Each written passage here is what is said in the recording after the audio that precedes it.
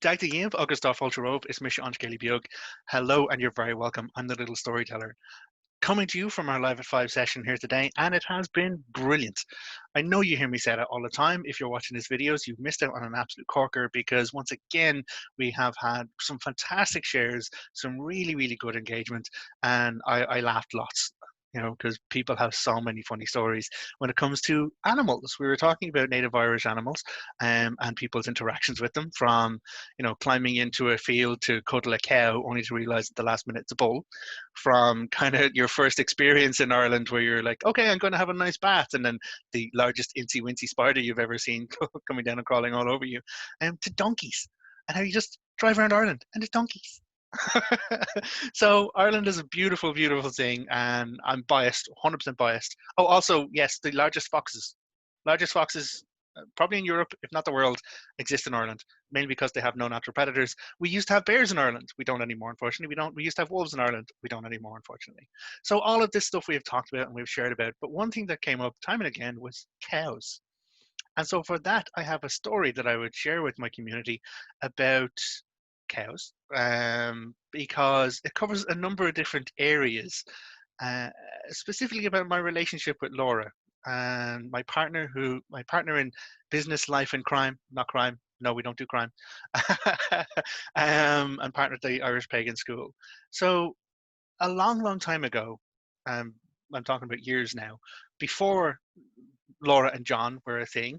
Um, John knew of Laura. John knew that Laura was the person who did guided tours around Cruaghan. John knew that, the Uvnagach we talked about, the Cave of the Cats, the proper home of the Morrigan, was part of the areas that Laura curated and managed as her work, in and around the Rathcrohan Centre in Tulskin County, in Connacht, in Roscommon. Um, John had a come hither placed on him, which is it's a term I use. It's a spiritual compulsion. So the first time John had any awareness of the Morrigan was this come hither placed upon him to travel across the country to go visit her at the Cave of the Cats. Of course, John, knowing John, he was like, who's going to be able to handle me on my worst day? Should this turn into my worst day? And the only person I knew of ample skill, ability, and authority was Laura. And so I made arrangements, we contracted, and we had our first kind of interaction together, as individuals. I'd worked for Laura at Féile Dríochta, which was a convention she'd run, so we knew of each other, but this was like the first time that we went anywhere together. And so we head on over. Anyone who knows or may know about Rathcrohan, the whole complex is a fantastic area, but it's very much linked with a very famous story in ancient Irish lore known as the Tombo Coolie, the cattle raid of Cooley, which is all about cows, because cows at the time were a symbol of wealth in Ireland. And so, in this issue kind of caused between Maeve and Alil in the bed of the couple, they're comparing wealth. They find out that her bull, her white bull, because it was hers, had moved over into his paddocks and refused to return, which means that technically she did not have equal wealth. So that's where she had to go and find a comparative bull to the white bull, which was this brown bull in Cooley. So the brown and the white bull becomes pretty important as we go through this story later on. It will make sense. I'm not going to retell the entire time. Um, so we travel across, and Laura's given the proper tour guide stuff, and I'm like, yep, grand, no problem, got all of this. And it's like me knowing that I'm going to have to face the Morrigan's cave in the darkness and be like, sup, Lady M, no thanks. Paraphrasing what actually happened, but as part of our trip, we're heading down this laneway, and Laura's like, actually, I'm going to take you somewhere else. It's not on the official tours. It's private land. You can't go there. And I'm telling you the story, and I'm being very clear. I'm telling you the story. You can't go there. Laura has a special dispensation to go there because Laura knows the landowner. And so we're heading up this field, and we come to this little gateway at which are cows. There's like these four cows, little black bullocks, like calflings, somewhere between like child cow and mature cow, and they're literally shoving their heads over the railing, like there's people coming. What are we doing? And we walk up, and Laura's like, "We have to go over this fence because I'm going to take you to this place called the Mucklocks, which is a the story is that these giant like demon pigs came out of the cave of the cats because it's an entrance to the world and tore up all the ground and left this big kind of shaped in the ground known as the mucklock. So we went to visit that. But Laura's like, the cattle are kind of in the way. And I was like, okay, grand, don't worry, they'll move. And I turn around to her and I turn around to the cows, the cattle there, and I'm like, go on. And I just stand there looking at it, I just go on. And then these four cows turn and bounce away across the field. And so then we safely climb over the field into the hedge, and the cows are standing there like clustered together. Like they're not all over the place, they're clustered together and they're looking at us. And we're walking towards the other gate that we have to leave and leave the other side of the field. And as we close in on these cows, the cows aren't moving. Like normally you'd have cows and they'd be like, fucking humans, get away or whatever. But these cows aren't moving. They're waiting. And they are eyeballing something fierce. And I just, we're walking along and Laura's kind of talking. She's going through the tour guide stuff. And I'm like, great, yeah. 1 second. And then I turn around to the cattle and I'm like, run on, little hoofs. And so they do. They bounce a little further on. And then, like, they stop and they turn, they're looking back at us. And so we carry on again and they're waiting. And I'm like, go on, run on, little hoofs. And they bounce on again further. And they kind of escort us across this field with me telling them to run on every so often until we get to the other gate and then we climb out. So we climb out into this other field, which leads down to the mucklocks. And, the little cows come up to the gate. We've literally just climbed over and they're like, leaning their heads over it to be like, where are you going now? What are you doing? And I'm like, thank you very much, because it was an escort. It was an escort of cattle. And I'm like, thank you, I appreciate it. About your business now. And we turn around into this field where this embankments of the earth is, the mucklocks, and there's more cattle. Except these are the Frisian kinds. These are the brown and like white mottled cattle. And so like, great, okay. So we travel down through the mucklocks, down towards this pool at the very end. And it's kind of connected to the stories of the Cashel Monaghan, which is the Druid school, which was further up above on the other hill. So there was story in the folklore that they would come down to this pool for certain works and certain rituals.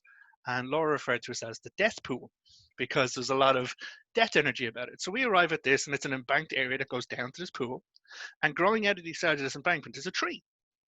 And of course, I'm a full-on noob in many ways. I just very much instinctual in regards to my pagan practice. And so I'm like, yeah, well, I know where I need to be. So I scooch down the mound and climb out onto the tree and lie down. So I'm lying on this tree, hanging over this death pool at the bottom of the mucklocks, down the hill from Cashel Monaghan, the house of the school of the Druids. And I'm like, yeah, okay, well, this is where I need to be, So we take a bit of time, and I'm just enjoying it. And I completely, I've talked about me and trees. I love trees. And I'm like, I'm snoozing. I'm on the edge of just falling asleep, hanging from this tree over a death pool. I'm like, actually, no, I can't just stay here the entire time. So I wake up and I open my eyes. And I look over, and there's more cows. Specifically, two cows. Two cows that had wandered themselves down to the very edge of the rim, overlooking me and the tree and the death pool. One cow was brown, and the other one was white. In the entire herd of multi-speckled cows in that entire feckin' place, I opened my eyes to see a brown cow and a white cow on the edge of this death pool, eyeballing the fuck out of me. And I'm like, oh, look, isn't that cool? And I glance over to where Laura is sitting, like a little bit further away. And it was the first time in my entire life I saw perplexed confusion on Laura's face. It was like, what the fuck is this? Laura described it to me later. It's like, from the moment we entered and we got the cattle escort by the little hoofs, Laura was like, who and what the fuck is this guy? Because we did not know each other beforehand. Who, what the fuck is this? So, this was just a quintessential crowning moment where Laura in Cruaghan, working, curating the entire area, like Queen Maeve's thing, turns around and there's this guy asleep over a death pool being visited by a brown and a white cow. So I eventually climb back up, and the two cows don't move. They don't move. There's cows all over this field, and they're standing there. They watch me climb back up from the tree to the top of the ridge. I am no more than 5 feet away from these cows, and they're looking at me. And I'm like, okay, I got you. Run on now. And then they turned and ran away. So that is a part of the story of John's origin story with Laura. I have told the part about the cave in the darkness and stuff like that. I had not told the part about the cows issue before. Not issue, the cow escort. Um, but that is my fantastically entertaining experience as a city boy. Not growing up much around cows, with the escort of the little Who's and the visitation of the brown and the white cow. So, thank you very much for joining us for the story. Thank you very much for joining us for our live at 5 sessions. Really, really great to have you here as part of our community. And I think to probably take on board with all of this is that we ourselves are creatures of our ecology. Regardless of how our world exists, regardless to our circumstances, we are part of an ecology. We have to acknowledge and respect that if we're not maintaining our balance in our relationships with the plants and the animals that share our world, then things will go wrong in a bad way. But if we can, wherever we can, in whatever small way we can, respect and keep to the bond and the connectivity that exists within ourselves and this ecological environmental partnership that we exist all on the spinning rock, um, it can only benefit everyone in the long run. So thank you very much for listening to me. Great to have you all here, and I will say slán. Goodbye.